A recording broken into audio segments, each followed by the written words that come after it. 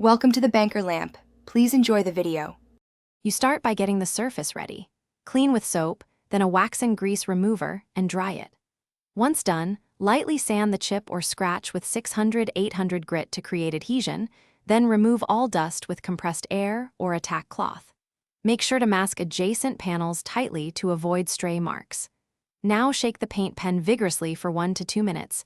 Depress the tip on scrap cardboard until pigment flows, and confirm color and flow before moving to the repair. You'll build the finish with thin, controlled layers so the repair blends and cures properly. First, use the pen tip to lay down a thin coat inside the chip, tapping rather than dragging to avoid runs. For tiny pits, use a toothpick or fine brush.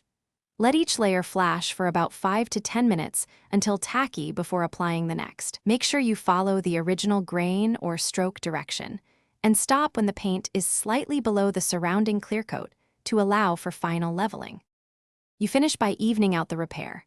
After full cure, wet sand gently with 1,500-2,000 grit if the surface is high or textured, then polish with a light compound and a microfiber pad until it blends. Make sure to cure the paint for 24 to 48 hours and add a touch-up clear if your pen provides one for extra protection. If paint pools, wrinkles, or doesn't adhere, remove the soft paint with a suitable thinner. Reprep that small area and repeat thin layering. This corrects adhesion or flow mistakes quickly. Thanks for watching. If this was helpful, leave a like and consider subscribing. See you next time.